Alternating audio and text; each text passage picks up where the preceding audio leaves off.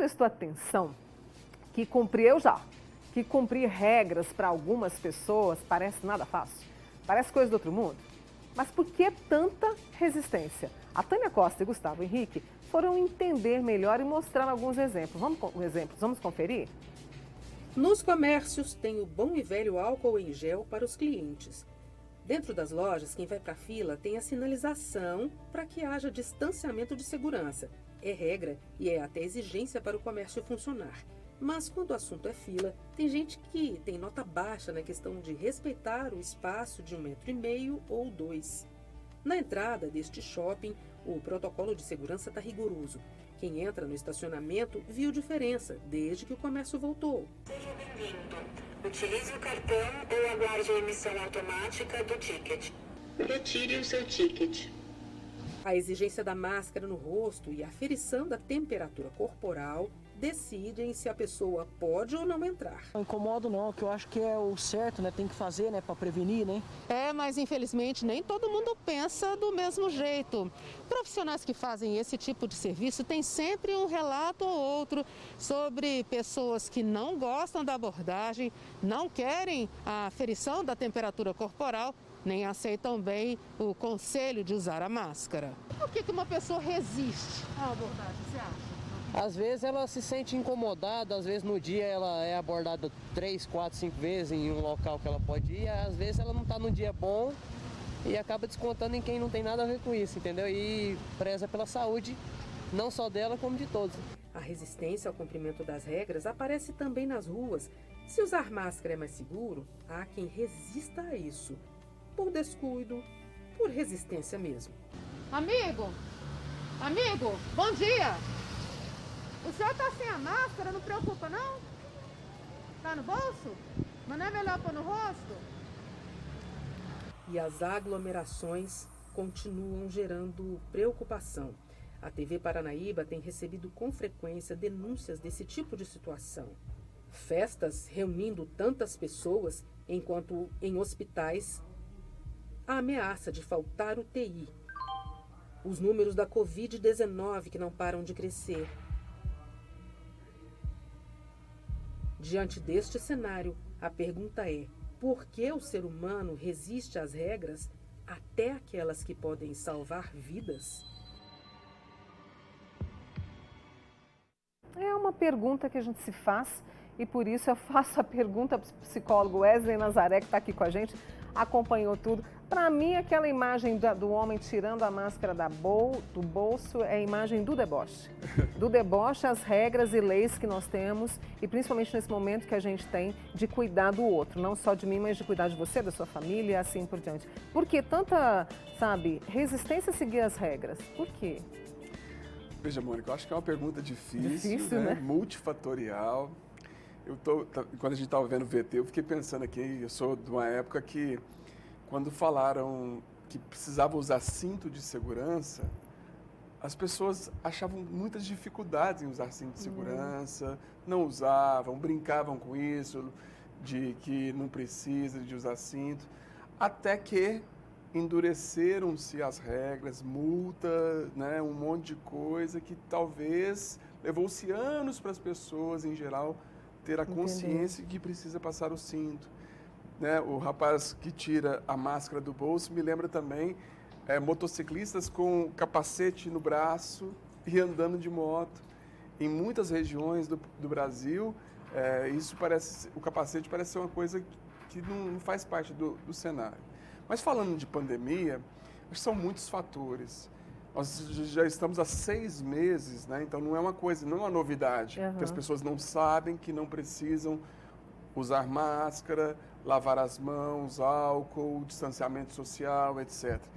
A questão, eu acredito que são inúmeros fatores, que a gente pode pensar em alguns. Primeira questão é o cansaço das pessoas em relação a essa mudança de hábitos que as pessoas não querem, muitas vezes, fazer para o coletivo. Né? A ideia do coletivo acho que é muito importante. Se eu tenho um senso de coletivo, ou seja, de que a minha ação pode prejudicar um grupo, seja esse grupo a minha família, ou seja esse grupo a minha vizinhança, ou o meu local de trabalho, eu tenho maior chance de aderir em prevenção aos outros.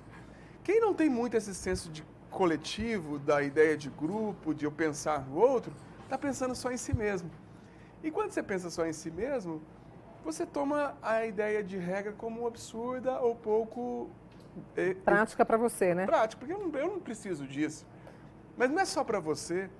Se você não faz, você está colocando em risco algumas pessoas ou muitas pessoas, dependendo da proporção, né? E o que muda esse comportamento? O que pode mudar esse comportamento? É quando o risco se torna real na sua vida, que ele chega mais perto, ou é uma questão de educação? Porque eu fico pensando se esse tipo de atitude é só do brasileiro. Olha, a gente está vendo que não, né? Por exemplo, né? na Europa, nós temos aí, depois do verão europeu, um processo de reinfecção, de uma nova onda, talvez, né? Em função de que as pessoas acham, tá cansado, agora vamos para o verão, agora acabou. Não acabou, não tem vacina, não acabou. E nós estamos vendo na Europa outra coisa. Claro, tem pesquisadores, eu li algumas coisas sobre a questão da instrução, do perfil socioeconômico, da profissão, isso envolve maior ou menor adesão.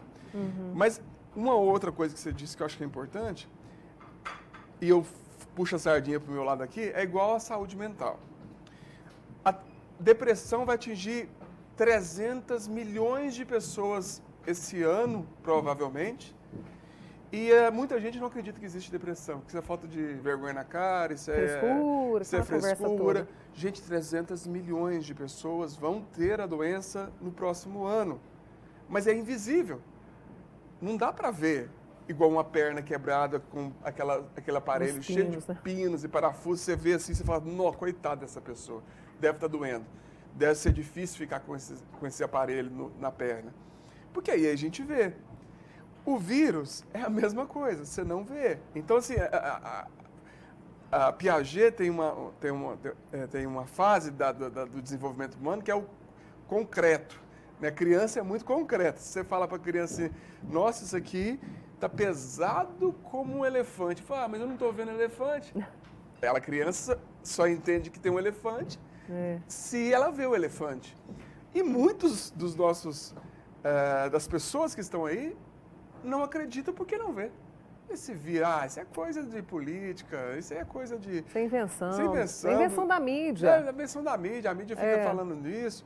Enfim, não se pode ver, então eu não preciso lidar com isso, eu não preciso pensar nisso. A questão, assim, nós temos muitas realidades, né, Mônica?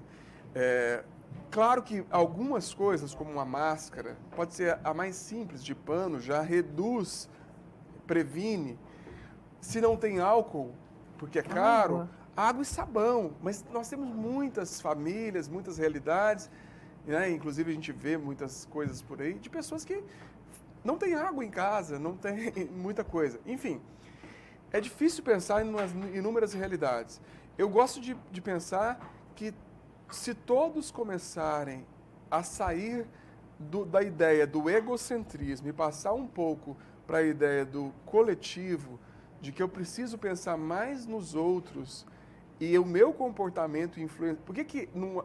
Porque tem países que a questão do coronavírus ficou mais restrita. Provavelmente porque as pessoas levaram a sério essas medidas de prevenções, talvez o acesso à informação e educação, os níveis de educação também, eu acho que conferem maior adesão ou não. Né? E é isso que a gente quer, que as pessoas possam refletir.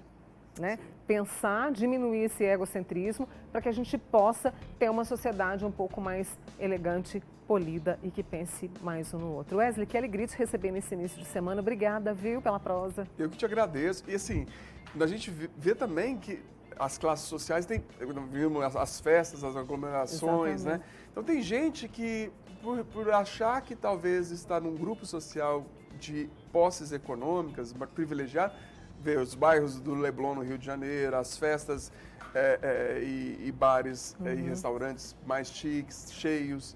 Então, assim, não são realidades diferentes. Eu queria que a gente pudesse pensar que não acabou, a gente não terminou essa maratona ainda. Precisamos de muita prevenção até chegarmos à vacina segura. Nós vamos chegar, se Deus quiser. Wesley Nazaré, psicólogo aqui com a gente. Obrigada, Wesley, mais uma vez. Boa semana para você.